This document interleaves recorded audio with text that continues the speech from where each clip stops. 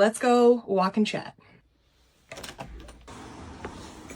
And I'm already hot. It feels good to get out. And thank you guys for coming along. Not only did I want to put this out there for you guys to inspire you to do it, even when it's tough, and stop making excuses, but also to hold myself accountable. I would love to host community events that are like actually getting together, because that's the entire reason really that I wanted to start this page, to create community. Because as I've gotten older, I started to realize that I really crave community, but I think it became more apparent when I moved to Boston and I left my entire community behind. Especially making friends as an adult, it doesn't just happen.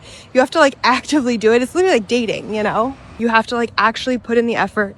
You have to put in the desire to say, okay, I want to make friends. I need to be okay with maybe being rejected. I need to go out into the world and be alone and actually try to say, hey, I want to be friends with you. Especially moving to a place like Boston, I think the thing that I ran into a lot was people already had really solid friend groups from high school or from college, because they like, you know, went to school in Massachusetts and then moved to Boston. So they like already kind of had a core group. Boston has become, I think, a lot more of a transplant city in the last couple of years, because the years when I first moved here, I feel like everybody kind of like had their groups, because the company that I worked for, it was a lot of people very early on in their careers. Everybody was kind of at the same like stage of life.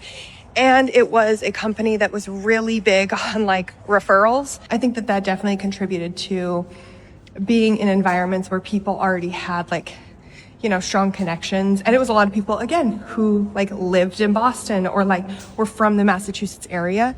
And it's weird because I think a lot of people now know this. Boston, for being a big city, is very much like a small town, which I did not know moving here. And I was really surprised, because it would be like, people would be talking and be like, oh, you know so-and-so? Oh yeah, my brother went to prom with your sister. And like, I was like, wait a minute, how do you guys know each other? Like, this is so strange, you know? And it happened a lot. So I think Boston has become more of a transplant city, it seems like.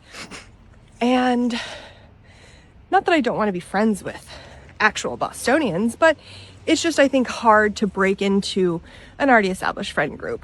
So yeah, I think I would really like to be, you know, a resource for community events around Boston, or even maybe like the suburbs of Boston, because I don't know if there's as many, you know, like meetups and walking clubs, but that's a long-term goal.